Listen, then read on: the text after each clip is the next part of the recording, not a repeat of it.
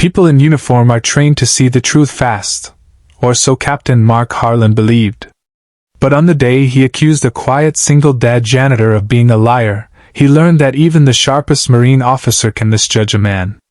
Because the moment a 4-star Navy Admiral walked through the door, everything Mark thought he knew shattered, and the janitor's real story began. The echo of boots on polished concrete always made Sergeant's row feel like a heartbeat. Captain Mark Harlan marched down the hallway with the certainty of a man who had earned every ounce of respect stitched to his uniform. Today, however, his jaw was clenched, and his fists were tight at his sides. Some civilian, worse, a janitor, had accessed the restricted wing of the training facility, and Mark wasn't in the mood for excuses. He spotted the man kneeling beside a mop bucket, wringing out a gray cloth with quiet, tired hands. The janitor looked up when Mark approached, dark-eyed, mid-40s, wearing a faded work shirt with the name, Elias, stitched over the pocket. He looked like someone who carried a world of worry behind calm eyes. "Sir?" Elias said with a polite nod. Captain Harlan didn't return the nod. "You entered a restricted area last night." Elias blinked. "I was called to clean up a chemical spill. They said it couldn't wait." Mark crossed his arms. "No one authorized that. And don't lie to me, your badge doesn't open Sector C." Elias lowered his eyes for a moment, the way someone does when choosing between pride and peace. "I didn't force anything, sir. Someone let me in." "Who?" Mark snapped. "Your imaginary friend?" For a moment, Elias didn't move. Then his voice softened. "Sir, I don't lie. I have a daughter waiting at home. I work to keep life steady for her." Mark cut him off. "Save it. You're not the first to make up a story to cover negligence." A sharp sting flickered in Elias's eyes, but he swallowed it, returning to his bucket.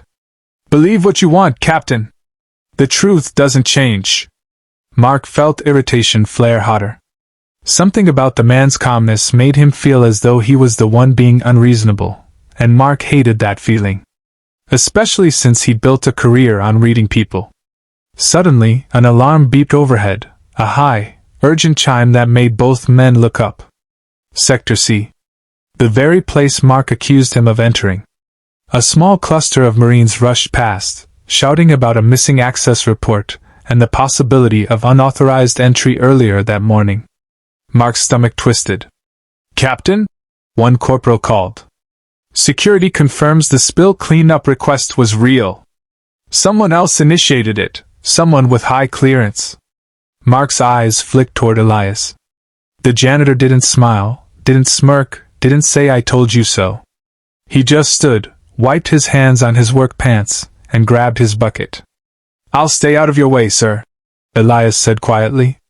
For the first time, Mark felt something shift, like he just misfired in a room full of witnesses. But his pride kept his mouth shut. He'd apologize later, he told himself. Except moments after he turned to walk away, the sound of heels clicked sharply against the floor, and every Marine in the hallway straightened their spine as if struck by lightning. Because the woman walking toward them wore a uniform with 4 stars. And she was looking directly at the janitor. Admiral Diana Rowan, one of the most respected leaders in the U.S. Navy, strode down the hallway like someone used to storms parting before her. She was sharp-jawed, steel-eyed, and composed in a way that made even seasoned officers feel like raw recruits. But when she reached Elias, something unexpected happened. She smiled. "Eli," she said, voice warm enough to silence the entire corridor. "I was hoping I'd run into you before the briefing." Every jaw dropped, especially Captain Harlan's.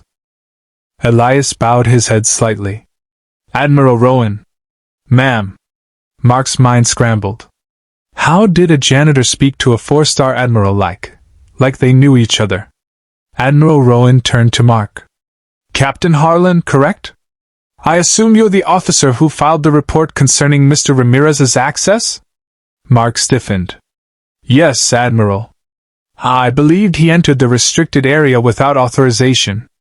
"Well," she said, folding her arms with a kind of polite disappointment that felt worse than shouting. Perhaps next time you could consider asking him why before accusing him. Mark felt heat crawl up his neck. Ma'am, I didn't know he had authorization. Of course you didn't. The Admiral softened. Because his clearance is privately issued. By me. Whispers rippled down the hall like wind. A janitor with personal clearance from an admiral? Elias looked uncomfortable as ever, gently clearing his throat. Admiral, please, you don't need to explain anything.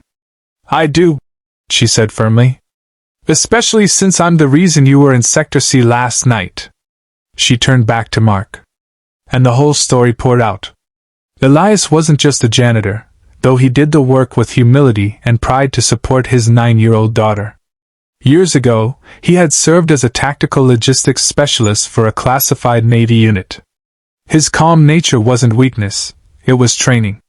He wasn't loud about his achievements because trauma and responsibility had carved him into a quiet man. And Admiral Rowan? She had served alongside him. He saved 6 sailors during a supply bay explosion, she said. Carried them out one by one. Suffered lung damage he still lives with today. And when his wife died, he left the service to raise his daughter alone. Mark felt the weight land on him like a blow. And, the Admiral added, when we have a chemical spill, a security breach, or delicate equipment to move, I trust him more than half the officers I command. Elias looked away, embarrassed. Mark swallowed hard. Sir, Elias said softly, I never meant to cause trouble. Mark stepped forward, chest tight. No, Mr. Ramirez. I'm the one who owes you an apology. The corridor was silent. Elias hesitated, then nodded. Not triumphant, not smug, just kind. The kind of kindness that made Mark feel small in the best way. Admiral Rowan placed a hand on Elias's shoulder. Come on. The briefing room's waiting. As she led him down the hall, Marines parted like he was royalty. Captain Harlan stood frozen. And for the first time since he'd earned his rank, he realized that humility, not authority, is what makes a leader worth following.